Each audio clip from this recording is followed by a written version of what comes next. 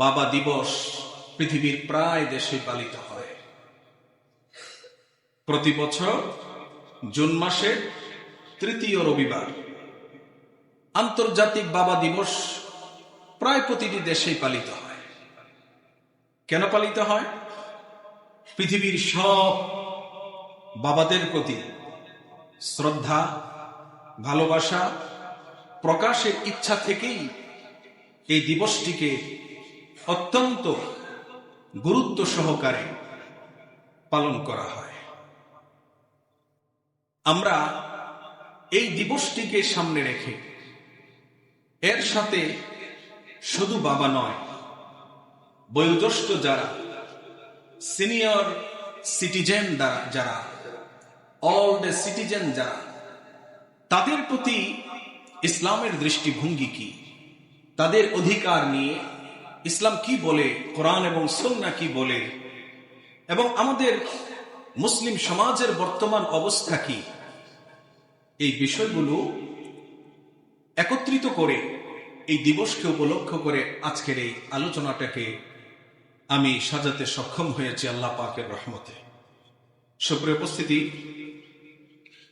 ইউরোপের প্রায় সব কয়টি দেশে, বিশেষ করে কানাডায় শতকরা ৯৫ জন মানুষ কুকুর লালন পালন করে। একটু মনোযোগ দিয়ে শুনবেন। ইউরোপের প্রতিটি দেশে এবং বিশেষ করে কানাডায়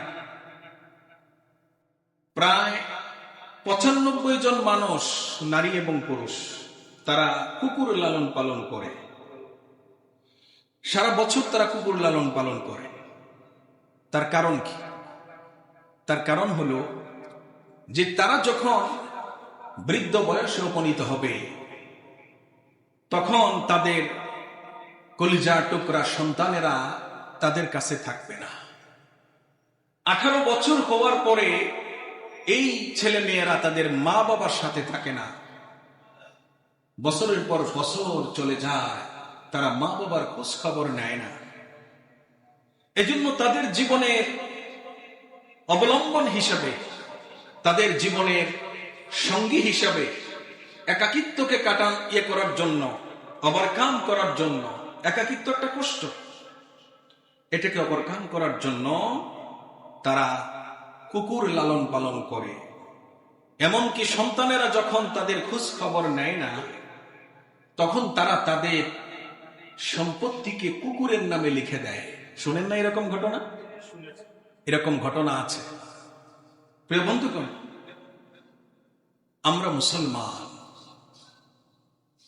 আমাদেরকে আল্লাহ তাআলা ইসলাম নামক একটি সুন্দর, সর্বকালের, সর্বযুগের, সকল স্থানের জন্য উপযোগী, বিজ্ঞানসম্মত, সায়েন্টিফিক একটি ধর্ম নয়, শুধু একটা ধর্ম নয়, সায়েন্টিফিক একটি জীবন ব্যবস্থা আল্লাহ তাআলা আমাদেরকে দিয়ে ধন্য করেছেন। বলেন আলহামদুলিল্লাহ।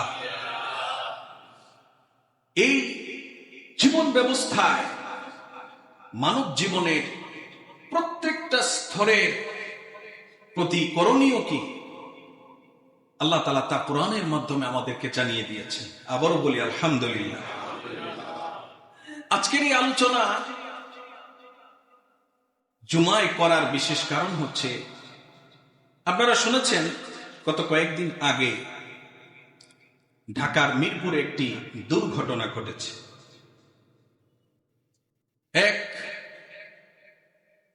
এক জনম দুঃখিনী মা, তিনি মৃত্যুবরণ করেছেন। তার রয়েছে জোয়ান চারটা সন্তান, 3টা ছেলে এবং একটা মেয়ে। সব কয়টা সন্তান প্রতিষ্ঠিত। একটা সন্তান ইউনিভার্সিটির শিক্ষক, আর একটা সন্তান সচিব পর্যায়ের একজন বড় কর্মকর্তা। প্রত্যেকটা ছেলে মেয়ে প্রতিষ্ঠিত। মেয়ের ফ্ল্যাটের পাশেই হয়তো ওই মা থাকত। এই মা দুনিয়ার সফর শেষ করে যখন শেষ নিঃশ্বাস ত্যাগ করল, সন্তানেরা পাশে ছিল না। সন্তানেরা তো পাশে ছিলই না, এই মা মারা যাওয়ার 7 দিন পর তার লাশ থেকে যখন দুর্গন্ধ বেরিয়েছে, তখন পুলিশ এই লাশ এসে উদ্ধার করেছে। এই মানুষটাকে জীবিত অবস্থায় কেমন খোঁজখবর তার সন্তানেরা নিয়েছে, এটা তার মৃত্যু সংবাদের মাধ্যমে কিছুটা আঁচ করা যায় কিনা? কিছুটা আঁচ করা যায় যে মৃত্যুর 7 দিন পর যখন সন্তানেরা জানতে পারলো, এর মানে হচ্ছে এমন অনেক সময় গিয়েছে হয়তো এই অসহায় মা দরজার দিকে তাকিয়ে থাকতো, জানালার দিকে তাকিয়ে থাকতো, কেউ এসে তাকে একটু ডাক দেয় কিনা। সুপ্রিয় উপস্থিতি, মৃত্যুর পর সঙ্গে সঙ্গে তার কেউ খোঁজ খবর নেয়নি। আমরা যদি আমাদের বাস্তব জীবনের দিকে তাকাই, তাহলে আমরা কি দেখতে পাই? যে আমরা অনেক বেশি ব্যস্ত। এই ব্যস্ততাকে আল্লাহ পাকের সামনে বৃদ্ধ মা বাবার খোঁজ না নেওয়ার যৌক্তিক কারণ হিসেবে আমরা কি উপস্থাপন করতে পারবো? কি মনে হয় আপনাদের, পারবো আমরা? আল্লাহ কি মেনে নিবেন? মেনে নিবেন না। আমরা কি ব্যস্ততার ভিড়ে আমাদের বাবা মার খোঁজ নিতে কি আমরা ভুলে যাচ্ছি? এটা আমরা প্রত্যেকেই, যাদের মা বাবা এখনো বেঁচে আছেন, নিজেরা নিজেদেরকে প্রশ্ন করবেন, বুকের দিকে আঙ্গুল নিয়ে প্রশ্ন করবেন, এটা করছি কিনা?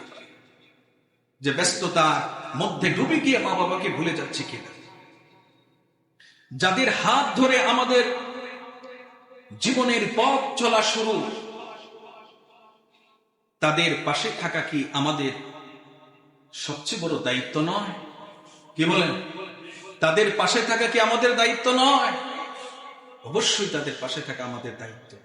কারণ কি? কারণ হচ্ছে এই মা বাবা শুধু মা বাবা নন, এরা এই পৃথিবীতে আপনার আমার অস্তিত্বের ভিত্তি হচ্ছেন এই মা বাবা। সুবহানাল্লাহ বলেন। কিভাবে? আসুন আমরা দেখি এ ব্যাপারে কোরআন কি বলে।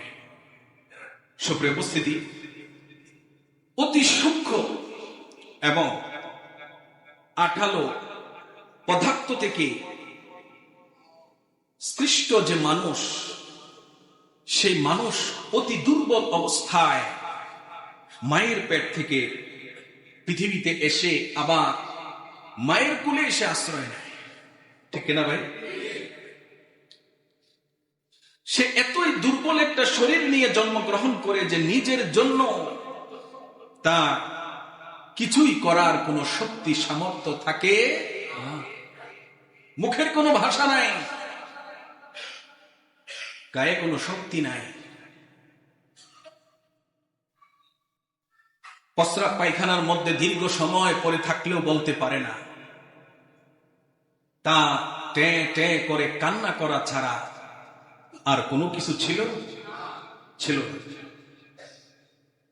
এই জীবন চক্রের গতিময় আবর্তনে আমরা এক সময় শৈশব, কৈশোর এবং এরপর আমরা শক্তির এক প্রতীক যৌবনকালে আমরা পদার্পণ করি। এভাবে একটা মানুষ সে তার জীবনের অনেকগুলো ধাপ সে অতিক্রম করে, এরপর বৃদ্ধ অবস্থায় সে উপনীত হয়। কেমন বার্ধক্য! প্রত্যেক বৃদ্ধ বাবা চাচারা আজকে যারা আছেন উপস্থিত, আপনারা নিজেই এর সাক্ষী। এই বার্ধক্য আপনাদেরকে কতটা অসহায় করে দিয়েছে, কতটা আপনাদেরকে নিঃসঙ্গ করে দিয়েছে, কতটা আপনাদেরকে সমাজ থেকে বিচ্ছিন্ন করে দিয়েছে। আল্লাহ তাআলা কোরআনে মাজিদে মানব জাতি এই যে ধাপগুলো অতিক্রম করে কালের পরিক্রমায়, আল্লাহ রাব্বুল আলামিন সূরাতুল হজ এর 5 নম্বর আয়াতে এই বিষয়টা চমৎকার করে আল্লাহ তাআলা আমাদেরকে বলে দিয়েছেন। মনে রাখবেন, কোরআনে কারীম যা বলে তা কি সত্য না মিথ্যা? জোরে বলতে হবে, সত্য না মিথ্যা? কোনো সন্দেহ থাকে? কোনো সন্দেহের অবকাশ নেই। দেখুন আল্লাহ পাক কি বলছেন আমাদেরকে নিয়ে। আল্লাহ রাব্বুল আলামিন বলেন, ইয়া আইয়ুহান নাসু ইন কুনতুম ফি রাইবিম মিনাল বা'থ فإنا خلقناكم من تراب ثم من نطفة। আল্লাহ পাক জাতি ধর্ম বর্ণ নির্বিশেষে সমগ্র ম্যানকাইন্ড, সমগ্র মানব জাতিকে আল্লাহ তাআলা অ্যাড্রেস করে বলছেন, ইয়া আইয়ুহান নাস, হে মানব জাতি, ইন কুনতুম ফি রাইবিম মিনাল বা'থ, তোমাদের এই দুনিয়ার সংক্ষিপ্ত সফর শেষে একদিন তোমরা মাটির নিচে চলে যাবে এবং এই মাটি তোমার শরীরের সব কিছুকে গ্রাস করে ফেলবে। মাটির সাথে তুমি একদিন বিলীন হয়ে যাবে। তুমি কি মনে করছো যে এখানেই তোমার যাত্রা শেষ? না, আল্লাহ পাক বলছেন আমি তোমাকে আবার পুনরায় জীবিত করব, তোমার প্রাণ ফিরিয়ে দিব, তোমার দেহ ফিরিয়ে দিব। এই যে পুনরুত্থান, পুনরুজ্জীবন, এই ব্যাপারে যদি তোমাদের বিন্দুমাত্র সন্দেহ থাকে তাহলে শোনো, সন্দেহ দূর হয়ে যাবে, একটু মাথা খাটাও। দেখো, আমি তোমাদের আদি পিতা আদমকে সৃষ্টি করেছিলাম মাটির নির্যাস থেকে। এরপর তার জীবন সঙ্গিনীকে সৃষ্টি করেছি আমি তার বাম পাজরের নরম অংশ থেকে। এরপর এই দুইজনের মাধ্যমে পৃথিবীর দিক দিগন্তে আমি অনেক মানুষ ছড়িয়ে দিয়েছি। সূরা নিসায় আল্লাহ তাআলা বলেছেন এই কথা। তো আমি তোমাদের পিতাকে মাটির নির্যাস থেকে তৈরি করেছি এবং তোমাদের মাতা পিতা মাটি থেকে উৎপন্ন যে খাদ্যশস্য, ফলমূল ইত্যাদি খাওয়ার পরে তাদের পেটের ভিতরে একটি বিশেষ পরিপাকের মাধ্যমে এটা যখন আবার একটি শুক্র এবং বীর্যে পরিণত হলো, আল্লাহ পাক বলছেন ওই শুক্র থেকে, বীর্য থেকে, ইংরেজিতে যাকে বলে জাইগোট, ওই জাইগোট থেকে আমি তোমাদেরকে সৃষ্টি করেছি। তোমার মায়ের গর্ভে তুমি ছিলে এক ফোঁটা পানি। এই পানিটাকে আমি আল্লাহ তাআলা একটি জমাট রক্তে পরিণত করলাম। সুম্মা মিন আলাকাহ সুম্মা মিন মুদগাহ, এরপর আমি এই জমাট রক্তটাকে একটি চর্বণযোগ্য গোশতে পরিণত করলাম। এরপরে আকৃতি দেওয়ার পালা। আমি কখনো সেই মাংসপিণ্ডের মধ্যে আকৃতি দান করি অথবা কখনো দান করি না। আমি অ্যাবর্শন করে নষ্ট করে দিই। এটা আমার ইচ্ছা। কার ইচ্ছা? জোরে বলেন, কার ইচ্ছা?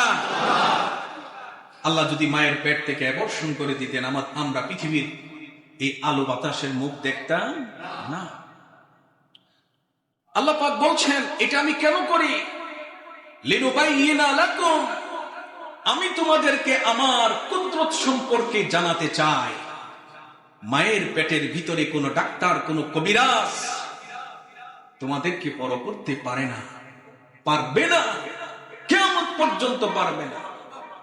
এই সৃষ্টি পরিক্রমা অতিক্রম করে আল্লাহ তাআলা আমাদেরকে একটি পূর্ণ মানুষে পরিণত করেন। তিনি হচ্ছেন মহান স্রষ্টা। তিনি কে? জোরে বলেন। আল্লাহ রাব্বুল আলামিন বলেন, وَنُقِرُّ فِي الْأَرْحَامِ مَا نَشَاءُ إِلَى أَجَلٍ مُّسَمًّى। আমি তোমাকে তোমার মায়ের পেটের ভিতরে একটি নির্দিষ্ট সময়কাল পর্যন্ত আমি তোমাকে অবস্থান করাই। হতে পারে সেটা 7 মাস, 8 মাস, 9 মাস, 10 মাস বা তার চেয়েও বেশি। ঠিক কিনা ভাই? দেখেন বিজ্ঞানের সাথে মিলছে কিনা। আপনি ডাক্তারদেরকে জিজ্ঞেস করবেন যে কোরআন যে কথাগুলো বলেছে এটা সত্য কিনা। এরপরে আল্লাহ রাব্বুল আলামিন বলেন এই নির্দিষ্ট কাল অতিক্রম করার পরে আমি আল্লাহ রাব্বুল আলামিন সুম্মা নুখরিজুকুম তিফলা, আমি একটা পূর্ণাঙ্গ মানুষ হিসেবে, ছোট্ট শিশু কিন্তু মানুষের পূর্ণাঙ্গ আকৃতি দিয়ে আমি তোমাকে মায়ের পেট থেকে বের করে নিয়ে আসি। সুবহানাল্লাহ বলবেন। এই প্রসবের সময় অনেক সন্তান মারা যায়, তাহলে মায়ের পেট থেকে পৃথিবীর বুকে বের করে আনা, এটা কার কুদরত? আল্লাহ পাকের কুদরত।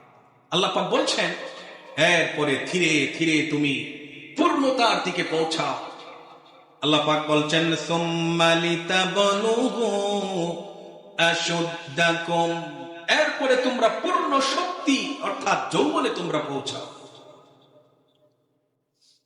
এটা মনে করার কোনো কারণ নাই যুবকরা বেঁচে থাকবে আর বৃদ্ধরা মারা যাবে।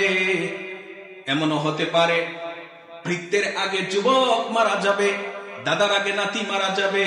হতে পারে কিনা বলেন? এটা হতে পারে। আমার আল্লাহ পাক বলছেন ওয়া মিনকুম মান ইউতাওয়াফা ওয়া মিনকুম মান ইউরাদ্দু ইলা আরযালিল উমর, আমি এই যৌবনেই অনেককে আমি মৃত্যু দান করি, আবার অনেককে তার জরাজীর্ণ নিষ্ক্রিয় বার্ধক্যে আমি উপনীত করি। এরকম অনেক বৃদ্ধ আছেন, সিনিয়র সিটিজেন আছেন, যারা নিজেরা কোনো নড়াচড়া করতে পারে না, বিছানায় অসহায় হয়ে পড়ে আছে। আছে না ভাই? আছে। আল্লাহ পাক এটাকে বলেছেন আরযালিল উমর, একটি নিষ্ক্রিয় জরাজীর্ণ বার্ধক্যে আমি তোমাদেরকে উপনীত করি। কেন করি? তোমাকে আমি শিশুরূপে পৃথিবীতে পাঠিয়েছিলাম, তুমি কিছুই জানতে না। যে বৃদ্ধ এখন বিছানায় পড়ে আছে, নাতিকে চিনে না, ছেলেকে চিনে না, একটা সময় তিনি দাপটের সাথে চলতেন, একটা সময় তিনি সমাজ বিনির্মাণে উল্লেখযোগ্য অবদান রেখেছেন, বিজ্ঞান নিয়ে গবেষণা করেছেন। আর আল্লাহ বলছেন আজকে শোনো, লিকাই লা ইয়ালামা মিন বাদি ইলমিন শাইআ, আমি তোমাকে পূর্ণতায় পৌঁছাই, আবার তোমাকে সেই স্তরে নিয়ে যাই তুমি অনেক কিছুই জানতে, কিন্তু এখন তুমি কিছুই জানো না। সুবহানাল্লাহ বলবো না? তো আল্লাহ পাক এইভাবে আমাদেরকে মানব জীবনের বিভিন্ন স্তর এবং পরিক্রমা নিয়ে সুন্দর করে একটা বিজ্ঞান ভিত্তিক তথ্য দিয়েছেন কোরআনে কারীমের মাধ্যমে। মুহতারাম হাদিরিন, মানব জীবনে বার্ধক্য আসবেই। মানব জীবনে বার্ধক্য এমন একটি পর্যায় যা প্রতিরোধ করার মতো কোনো ডাক্তার নেই, প্রতিরোধ করার মতো কোনো মেডিসিন নেই। কি বলেন, আছে? নাই। মানুষ বৃথা চেষ্টা করছে। শুনলাম রাশিয়ার প্রেসিডেন্ট পুতিন তার দেহের কোষগুলো যেন বুড়িয়ে না যায়, বৃদ্ধ হয়ে না যায়, এই জন্য বিজ্ঞানীরা যার পর নাই চেষ্টা চালিয়ে যাচ্ছে তার দেহে বিভিন্ন রকম মেডিসিন প্রয়োগ করার মাধ্যমে। আপনারা কি মনে করেন সফল হবে? যদি সফল হতো তাহলে মাইকেল জ্যাকসন আজকের দিন পর্যন্ত বেঁচে থাকত, কারণ তার খুব বড় একটা স্বপ্ন ছিল 100 বছর বাঁচবে, এবং এটার জন্য সে যা করা তাই সে করত। তার খাবারটা, তার প্লেট তার সামনে আসা পর্যন্ত 10 জন ডাক্তার চেক করত, কিন্তু 50 বছরেই সে দুনিয়ার সফর শেষ করে ফেলেছে। ইচ্ছা কার? জোরে বলেন, আল্লাহ পাকের ইচ্ছা। বিজ্ঞানের আধুনিক প্রযুক্তি একে প্রতিরোধ করতে পারছে না। কি বলেন, পারবে? যদি পারত তাহলে এমন অনেকে অনেক কারি টাকা আছে, এরা বার্ধক্যকে ঠেকিয়ে রাখত। ঠিক কিনা ভাই? বন্ধুগণ, বার্ধক্যে পৌঁছে একটা মানুষ নুয়ে যায়, নত হয়ে যায়। একটা লম্বা দৈর্ঘ্য একটা মানুষ ছোট হয়ে যায়, দৈর্ঘ্য প্রস্থ যেন কমে যায়, হ্রাসপ্রাপ্ত হয়। ফলে সে শিশুর মতো একদিন অবুঝ, অক্ষম এবং এ সমাজে অসংলগ্ন হয়ে যায়। ঠিক কিনা ভাই? আল্লাহ তাআলা, আল্লাহ জাল্লা শানুহু, তিনি কত সুন্দর করে সূরা ইয়াসিনের 68 নম্বর আয়াতে এই তথ্যটা আমাদেরকে দিয়েছেন। আল্লাহ রাব্বুল আলামিন বলেন, ওয়ামান নুআম্মিরহু নুনাক্কিসহু ফিল খালকি আফালা ইয়াকিলুন।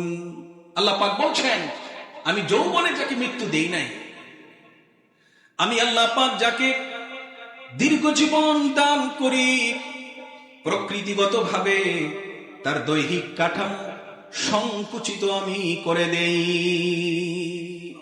লম্বা বিশাল দেহের মানুষটা ছোট্ট হয়ে যায়। কে করেন? আল্লাহ পাক করেন। অর্থাৎ এই বার্ধক্যে দৈহিক এবং মানসিক শক্তির অবনতি ঘটে। বন্ধুগণ, এই যে প্রবীণরা বা ওল্ড সিটিজেন, সিনিয়র সিটিজেন, এরা কিন্তু ফেলানা বিষয় নয়, ফেলে দেওয়ার বিষয় নয়। টিস্যু ব্যবহার করলাম, প্রয়োজন নাই ফেলে দিলাম, এমন না। প্রবীণরা নবীনদের জন্য, যারা এখন যুবক, তরুণ যুবক, এদের জন্য নবীনরা মহামূল্যবান সম্পদ, শাইউন সামিন, অনেক মূল্যবান সম্পদ। কিভাবে?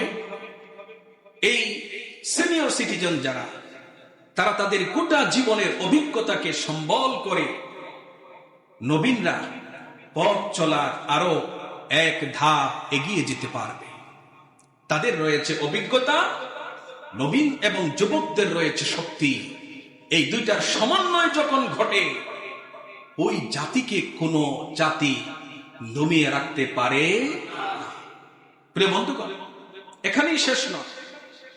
প্রবীণরা নবীনদের জন্য আল্লাহ পাকের বিশেষ রহমত স্বরূপ, অবহেলার পাত্র নয়। তাদের উসিলায়, এই প্রবীণদের উসিলায় আল্লাহ তাআলা তরুণ নবীনদের ধন সম্পদে আল্লাহ তাআলা আসমান থেকে, জমিন থেকে বরকত আল্লাহ তাআলা ঢেলে দেন। সুবহানাল্লাহ, সুবহানাল্লাহ। এটা মনে হয় বর্তমান সমাজের মানুষের কাছে বিশ্বাস হয়। তারা মনে করে যে এই যে বৃদ্ধ বৃদ্ধা, এরা তো শুধু আমাদের টাকাই নষ্ট করছে, ঔষধ লাগে, এই লাগে, সেই লাগে। ঠিক কিনা? কিন্তু ভাই, মানবতার বন্ধু বিশ্বনবী মুহাম্মদুর রাসূলুল্লাহ সাল্লাল্লাহু আলাইহি ওয়াসাল্লাম, তিনি কি বলছেন? যে বৃদ্ধ বৃদ্ধাদের দায়িত্ব নিতে তোমাদের যদি কষ্ট হয়, তাহলে এক কাজ করো, আবগুনি আদ-দুআফা। এই সমাজে যারা বৃদ্ধ, ইতিম, অসহায়, বিধবা, অক্ষম, বিকলাঙ্গ, প্রতিবন্ধী, এদেরকে নিয়ে আসো, এদেরকে নিয়ে আসো, আমি এদের দায়িত্ব নিব। আল্লাহর নবী বলেন, ও তরুণ যুবকেরা, ও সমাজের সক্ষম মানুষেরা, শোনো, ফাইন্নামা তুনসারুনা ওয়া তুরযাকুনা বিদুআফাইকুম। এই সমাজে তোমাদেরকে আল্লাহ রাব্বুল আলামিন বৃদ্ধ, এতিম, অসহায়, বিধবা, অক্ষম, প্রতিবন্ধী, এদের উসিলায় আল্লাহ পাক তোমাদেরকে সাহায্য করেন। আল্লাহ রাব্বুল আলামিন তোমার ঘর পর্যন্ত রিজিক পৌঁছে দেন। সুবহানাল্লাহ। আচ্ছা বলেন তো, নবী যে 1400 বছর আগে যে কথাটা বলে গেছেন, আমাদের নবী কি কখনো মিথ্যা বলতেন? এই নবীর কথা কি মিথ্যা হতে পারে? সুতরাং এদেরকে বুঝা মনে করার কোনো কারণ। প্রিয় বন্ধুগণ, অন্য এক বর্ণনায় এসেছে, আল্লাহর নবী বলেন, ইন্নামা ইয়ানসুরুল্লাহু হাযিহিল উম্মাতা বিদাইফিহা বিদাওয়াতিহিম ওয়া সালাতিহিম ওয়া ইখলাসিহিম। আল্লাহর নবী বলেন, আমার এই উম্মতকে আল্লাহ রাব্বুল আলামিন এই উম্মত যদি তাদের দুর্বল শ্রেণীর প্রতি যদি দয়া করে, মায়া করে, স্নেহ করে, মমতা করে, তাহলে এই আমার এই উম্মতদের ঘরে ঘরে আল্লাহ রাব্বুল আলামিন এই দুর্বলদের দুয়ার বদৌলতে, এই দুর্বলদের নামাজের বদৌলতে, এই দুর্বলদের ইখলাসের বদৌলতে আমার আল্লাহ রাব্বুল আলামিন আমার উম্মতের ঘরে ঘরে বরকত পৌঁছে দিবেন। সুবহানাল্লাহ, সুবহানাল্লাহ। অবহেলা করবেন, অবহেলা করবেন না। অন্য একটা হাদিসে আসছে, কোন ব্যক্তি যখন বার্ধক্যে পৌঁছে যায়, শরীরটা যখন সংকুচিত হয়ে যায়, তারই চুলগুলো যখন পেকে যায়, তখন তারা যখন আল্লাহর কাছে হাত ওঠায়, আল্লাহ পাক বলেন, ও ফেরেশতা, আমার এই বান্দা যা চায় আমি ওই বান্দার হাতটাকে শূন্য হাতে, খালি হাতে ফিরাইয়া দিতে আমি আল্লাহ লজ্জাবোধ করি। আমরা আজকে দোয়া চাই কোথায় গিয়ে? বিভিন্ন মাজারে গিয়ে মান্নত করি, শিরনি দেই, বিভিন্ন বাবার কাছে, জীবিত বাবা, মৃত বাবা, শিকল বাবা, তারপরে জটেলা বাবা, চটেলা বাবা, বিভিন্ন জনের কাছে আমরা গিয়ে দোয়া চাই। দোয়া চাইতে মানা করি না, কিন্তু জানেন, আপনার আমার ঘরে যদি মা বাবা থাকে, মা এবং বাবা দুইজনের দুইটা হাত মানে চারটা হাত, এই চারটা হাত যদি আপনার দুনিয়ার জীবনের উন্নতির জন্য যদি আল্লাহর আকাশ পানে ওঠে, আল্লাহর নবী গ্যারান্টি দিয়ে বলেছেন, আল্লাহ পাক তিন শ্রেণীর মানুষের দোয়া ফিরিয়ে দেন না, এর মধ্যে এক হচ্ছে মা বাবার দোয়া। সুবহানাল্লাহ। দোয়া দুই প্রকার হতে পারে। মা বাবা আপনার কল্যাণের জন্য দোয়া করবে যদি আপনি তাদের সাথে সদ্ব্যবহার করেন, আর তাদেরকে যদি অবহেলার পাত্রে পরিণত করেন, কথায় কথায় যদি খোঁচা দেন, যদি আঘাত করেন, এই অন্তর থেকে যদি আপনার বিরুদ্ধে আল্লাহর কাছে দোয়া করে, আল্লাহ নবী এটাও বলছেন, এই মাজলুম মা বাবার দোয়া এবং আল্লাহ পাকের আরশের মাঝে কোনো প্রতিবন্ধক নাই, ডাইরেক্ট সেই দোয়া পৌঁছে যাবে। জীবনে কখনো আপনি সাকসেসফুল হতে পারবেন না, কৃতকার্য হতে পারবেন, কোন পীর আপনাকে আগাইতে পারবে না। বন্ধুগণ, এই জন্য আমরা আসুন দেখি আমাদের সমাজের অবস্থা কি। বাংলাদেশে অধিকাংশ প্রবীণদের সাধারণ বৈশিষ্ট্য এবং হালচালটা কি? হালচাল হচ্ছে যে আমাদের প্রবীণরা শারীরিক অক্ষমতা এবং দুর্বলতা নিয়ে তারা বসবাস করছে। নাম্বার 2 হচ্ছে আমাদের সমাজের অনেক সিনিয়র সিটিজেন নিরক্ষরতা এবং দারিদ্রতায় তারা এর মধ্যে আছে। হয়তো তারা পড়ালেখার বয়সে পড়ালেখা করার মতো সুযোগ পান নাই। তারা সুযোগ পেলে আপনাকে যেভাবে আপনার মা বাবা পড়ালেখা করিয়েছে তারাও করতে পারতেন, কিন্তু ওই সুযোগ থেকে হয়তো তারা বঞ্চিত ছিল। নাম্বার 3 হচ্ছে আমাদের প্রবীণরা, তাদের কোনো ইনকাম নাই। নাম্বার 4 হচ্ছে তারা নানা রকম জটিল ও কঠিন অসুস্থতায় তারা আক্রান্ত। 5 নাম্বার হচ্ছে সামাজিক এবং রাষ্ট্রীয় যে সুযোগ সুবিধা থাকার কথা ছিল, সেই সুযোগ সুবিধার অভাব এবং সাথে সাথে নিরাপত্তাহীনতাও আছে। তবে আমাদের বর্তমান সরকার সিনিয়র সিটিজেনদের জন্য সামান্য কিছু ভালো ভালো উদ্যোগ নেওয়ার চেষ্টা তারা করছে। সুপ্রিয় উপস্থিতি, কোন কোন ক্ষেত্রে দেখা যায়, এটা নাম্বার 6, কোন কোন ক্ষেত্রে দেখা যায় এই সিনিয়র সিটিজেন এরা মৌল মানবিক যে চাহিদা, এই চাহিদা পূরণ করতে তারা ব্যর্থ। অথচ এই যে হতবাগা লোকগুলো, এই লোকগুলো তো এক সময় এমন ছিল না। কি বলেন? আজকে যারা অসহায়, এরা কি এক সময় অসহায় ছিল? অসহায় ছিল না, বরং এক সময় নিজ নিজ কর্মক্ষেত্রে তারা অবদান রেখে দৃপ্ত পদক্ষেপে যে মানুষ, সমাজ এবং সভ্যতাকে নবীনদের জন্য বাসযোগ্য করে তুলেছে, নিজের মেধা, শ্রম, আবিষ্কার দিয়ে বিজ্ঞানের উচ্চ, বিজ্ঞানের যে আবিষ্কার এবং উৎকর্ষতা এটাকে পৌঁছে দিয়েছে সাফল্যের স্বর্ণ শিখরে, আজ সেই প্রবীণরাই, এরাই আজকে নবীনদের কাছে এরা পুরাতন, ব্যাকডেটেড এবং এরা অচল। এ সমাজ সংসারে আজকে প্রবীণরা সামঞ্জস্যহীন।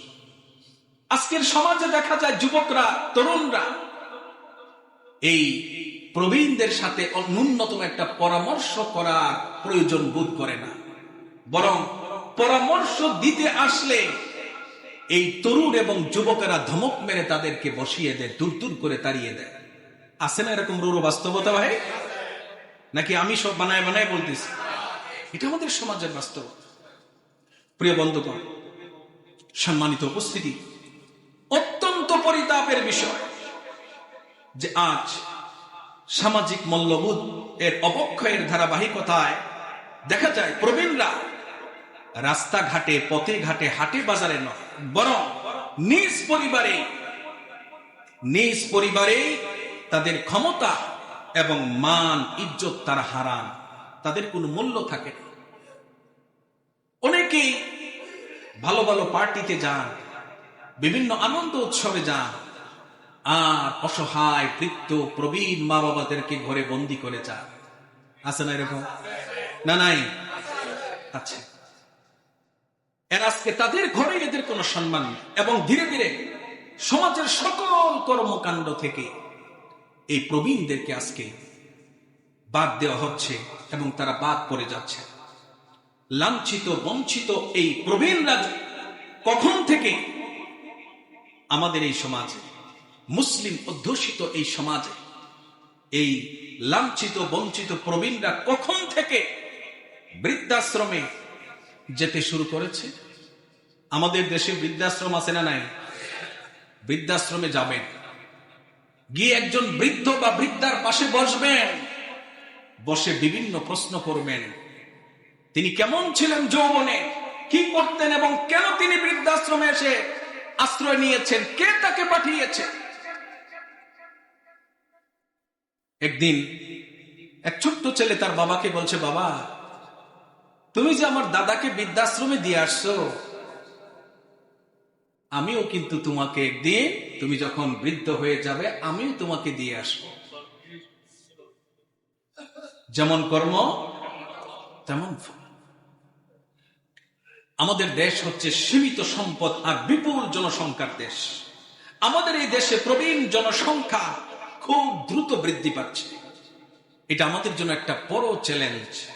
এই চ্যালেঞ্জকে মোকাবেলার নামে, এই চ্যালেঞ্জকে ইসলামী ওয়েতে মোকাবেলা করার কথা ছিল, কিন্তু আমরা আজকে এই চ্যালেঞ্জকে মোকাবেলা করার নামে ব্যক্তিকেন্দ্রিক, আধুনিক, গতিশীল জীবনযাত্রার উত্তরণ এবং একান্নবর্তী পরিবার ভিত্তিক সমাজ ব্যবস্থার ধ্বংসের ফলে, ক্ষয়ের ফলে পশ্চিমা সংস্কৃতির অংশ হিসেবে আমাদের দেশেও চালু হয়েছে বৃদ্ধাশ্রম বা বৃদ্ধ নিবাস। ঠিক কিনা ভাই? আমি অনুরোধ করবো আমার আলোচনা আজকে যারা শুনেছেন, তারা যদি চট্টগ্রামে কোনো বৃদ্ধাশ্রম থাকে সেখানে যাবেন, অথবা ঢাকার আশেপাশে আছে বৃদ্ধাশ্রম রয়েছে, সেখানে যাবেন, গিয়ে একটু খোঁজ খবর নিবেন যে এরা কেমন অবস্থার মধ্যে আছে। পশ্চিমা জগতে, পশ্চিমাদের কাছে বৃদ্ধাশ্রম এটা আনন্দ আশ্রম। তার কারণটা আমি আগেই বলে দিয়েছি। তার কারণ তাদের সন্তানেরা 18 বছর হওয়ার পরে মা বাবার খোঁজ খবর তারা রাখে তার সাথে। সুতরাং তাদের জন্য বৃদ্ধাশ্রম আনন্দ আশ্রম হতে পারে, কিন্তু মুসলিম সমাজের জন্য বৃদ্ধাশ্রম, যাদের সন্তান আছে এদের জন্য এটা আনন্দ আশ্রম নয়। বরং সেই বৃদ্ধ বৃদ্ধাদের কাছে গেলে দেখবেন যে কান্নার কারণে, বুক ফাটা কষ্টের কারণে আপনার সাথে কথাই বলতে পারবে না। প্রিয় বন্ধুগণ, পুঁজিবাদী ব্যবস্থা এবং অনুৎপাদনশীল মানুষকে নিষ্ঠুরভাবে আমাদের এই সমাজ ইউরোপের মতো, ওয়েস্টার্ন কালচারের মতো এদেরকে মূল ধারা থেকে বাইরে রেখেছে। তাই জীবন শেষে বৃদ্ধ পিতামাতাকে জীবনের আনন্দাশ্রম হিসেবে বৃদ্ধাশ্রমে রাখা, এটা পশ্চিমাদের কাছে অত্যন্ত সুন্দর এবং স্বাভাবিক হলেও এটা আমাদের মুসলমানদের কাছে এটা স্বাভাবিক এবং সুন্দর নয়। এই কথায় কি আপনারা একমত, নাকি কোনো দ্বিধা আছে? প্রিয় বন্ধুগণ, কিন্তু আমাদের দেশে যারা বৃদ্ধাশ্রমে থাকেন তাদের বেশিরভাগই যে স্বেচ্ছায় থাকেন, বিষয়টি কিন্তু মোটেও তেমন নয়। তারা স্বেচ্ছায় আনন্দের সাথে বিদায় নিয়ে তারা বৃদ্ধাশ্রমে চলে গেছেন, বিষয়টা এমন নয়। অনেক কারণ আছে, আমি কয়টা বলবো। বন্ধুগণ, অনেকেই দেখা যায় যে সন্তানের অবহেলা আর পুত্রবধূর নির্যাতন সহ্য করতে না পেরে, সন্তানদের অবহেলা আর অযত্নের কারণে পুত্রবধূদের নির্যাতন সহ্য করতে না পেরে কখনো কখনো তাদের দুর্ব্যবহারের শিকার হয়ে তারা এ সকল বৃদ্ধাশ্রমে তারা গিয়ে আশ্রয় নেন। ছেলে মেয়ে, আত্মীয় স্বজন, পরিবার পরিজন থেকেও তারা যেন আজকে অসহায়, তাদের জন্য পৃথিবীতে কেউ কখনো ছিল না। অনেক বৃদ্ধ মনের কষ্টে বলে, আহারে কত মানুষ মারা যায়, আল্লাহ তাআলা আজরাইলকে আমার কাছে কেন পাঠায় না? এমন অনেকেই কষ্ট করে বলে, যদি জানতাম যে আমার এই সন্তানের একদিন আমাকে বৃদ্ধাশ্রমে দিয়ে নিয়ে যাবে, তাহলে আল্লাহর কাছে কোনোদিন সন্তান চাইতাম না। প্রিয় বন্ধুগণ, এই যে প্রবীণ জনগোষ্ঠী, এই জনগোষ্ঠীর প্রতি ইসলাম অত্যন্ত গুরুত্ব আরোপ করেছে। মায়ের পেটে ভ্রূণ, শিশু, কিশোর, যুবক, প্রৌঢ় এবং বৃদ্ধ, সে যে অবস্থায় থাকুক না কেন, আল্লাহ পাক তার প্রতি কোরআনে কারীমের মাধ্যমে গুরুত্ব আরোপ করেছে। সর্বোপরি যদি আমরা কোরআনের দিকে তাকাই তাহলে দেখতে পাই জাতি, ধর্ম, বর্ণ নির্বিশেষে মানুষ হিসাবে আল্লাহ তাআলা মানুষকে একটা মর্যাদা দান করেছেন। সুবহানাল্লাহ বলুন। প্রিয় বন্ধুগণ, সূরা ইসরা 70 নম্বর আয়াতে আল্লাহ পাক বলছেন, ওয়ালাকাদ কাররামনা বানি আদম। আল্লাহ রাব্বুল আলামিন বলছেন, আমি আদম সন্তানকে মর্যাদার আসনে আসীন করেছি। সে আমাকে স্বীকার করে কি করে না, সে আমার মনোনীত জীবন ব্যবস্থা ইসলাম মানে কি মানে না, এটার দিকে আমি তাকাই নাই। আল্লাহ পাক মানুষ হিসেবে মানুষকে আল্লাহ তাআলা সম্মানের আসনে আসীন করেছে। হোক সে ধর্মে একজন হিন্দু, হোক সে একজন বৌদ্ধ, হোক সে একজন খ্রিস্টান অথবা ইহুদি, মানুষ হিসেবে আল্লাহ পাকের কাছে একটা তার মর্যাদা আছে না নাই? অবশ্যই আছে। কোরআন এটা আমাদেরকে জানিয়ে দিয়েছে, যে কারণে প্রতিটি স্তরে মানুষ মর্যাদাবান এবং এই মানুষ সম্মানিত। প্রবীণদের প্রতি সম্মান এবং তাদের সেবা করতে ইসলাম আমাদেরকে উৎসাহিত করেছে। এই সম্মানের বাস্তব একটা নমুনা আমরা শুআয়ব আলাইহিস সালাতু ওয়াস সালামের যে দুইজন কন্যা, এই দুইজন কন্যার যে মুখের ভাষা, তাদের মুখের ভাষা থেকে আমরা জানতে পারি। এই কথাটা বলে আজকের আলোচনা শেষ করছি। শুআয়ব আলাইহিস সালাতু ওয়াস সালামের দুইজন কন্যা, তারা পশুপালন করতেন। তারা পশু নিয়ে গিয়েছেন মাদিয়ানের একটি কূপের কাছে। সেখানে গিয়ে তারা দূরে দাঁড়িয়ে আছেন। যেহেতু নারী দুইজন, অন্যান্য রাখালেরা তাদের পশুদেরকে পানি পান করাচ্ছে, কিন্তু এই দুজন নারী, লজ্জাবতী দুইজন নারী, পর্দা সহকারে তারা দূরে দাঁড়িয়ে আছে। এই রাখালগুলো তাদের প্রাণীগুলো নিয়ে চলে গেলে এরপরে তারা গিয়ে পানি পান করাবে। আবার ওই জায়গায় একটা গাছের ছায়ায় বসা ছিলেন হযরতে মূসা আলাইহিস সালাতু ওয়াস সালাম। তিনি মিশর থেকে পালিয়ে এসেছেন ফেরাউনের ভয়ে, এখানে এসে বসে আছে। কোথায় মিশর, কোথায় সিরিয়া, অনেক পথ পাড়ি দিয়ে এসেছে। তিনি দেখতেছেন দুটা মেয়ে দাঁড়িয়ে আছে তো আছে। তিনি তাদের কাছে গেলেন, গিয়ে জিজ্ঞেস করলেন, মা খাতুবুকুমা, তোমাদের অবস্থা কি, তোমরা কি চাও? তখন শুআয়ব আলাইহিস সালামের দুইটা কন্যা বলছে, ক্বালাতা লা নাসকি হাত্তা ইউসদিরার রিআ, আমরা ততক্ষণ পর্যন্ত আমাদের প্রাণীদের পানি পান করাতে পারি না যতক্ষণ পর্যন্ত রাখালেরা তাদের প্রাণীগুলো নিয়ে সরে না যায়। তিনি সম্ভবত জিজ্ঞেস করলেন, তোমাদের কে আছে বাড়িতে? তোমাদের কি বাবা নাই? মেয়েরা বলল, ওয়া আবুনা শাইখুন কাবীর, আমাদের বাবা আছে, কিন্তু বাবা একজন বয়োজ্যেষ্ঠ বয়োবৃদ্ধ মানুষ, বাবার কষ্ট হবে, এজন্য আমরাই এই কাজে নেমেছি। ভালো কথা। মুসা আলাইহিস সালাম চিন্তা করলেন, আমি একজন যুবক মানুষ, আল্লাহ তাআলা যথেষ্ট শক্তি দিয়েছেন, অন্যান্য 100 যুবকের শক্তি মুসা আলাইহিস সালামের গায়ে। তিনি কি করলেন? তাদের প্রাণীগুলোকে নিলেন, নিয়ে সেই কুয়ার কাছে গেলেন, গিয়ে তাদেরকে পানি পান করিয়ে এনে আবার তাদের হাতে দিলেন। দিয়ে তিনি আবার পিছন ফিরে ওই গাছের নিচে গিয়ে বসলেন। প্রিয় বন্ধুগণ, মেয়েরা বাবার কাছে গিয়ে এই যুবকের যে আমানতদারিতা এবং শক্তিমত্তা এটার বর্ণনা দিল। নবী তো আরেকজন নবীকে চিনতে অসুবিধা হয় নাই, বাবা চিনতে পারল। দুইটা বোনকে পাঠালো, আবার যা ওনাকে ডেকে নিয়ে আস। তারা কোরআনের ভাষায় অত্যন্ত পর্দাশীলতার ভিতরে, আজকালকার আমাদের যুবতীরা যেভাবে রাস্তাঘাটে হাঁটে, আপনি পাশ ফিরিয়ে যাবেন কিন্তু সে হাঁটবে, পাশ ফিরাবে না। তিনি খুব, তারা দুইটা মেয়ে লজ্জাবতী, তারা শালীনতার ভিতরে এসে বলল, আমার বাবা আপনাদেরকে ডেকেছে। প্রিয় বন্ধুগণ, ঘটনা অনেক লম্বা। এরপর এই দুই মেয়ের একজনকে মুসা আলাইহিস সালামের সাথে তার বাবা নবী শুআয়ব তিনি বিয়ে দিলেন। সুবহানাল্লাহ বলে।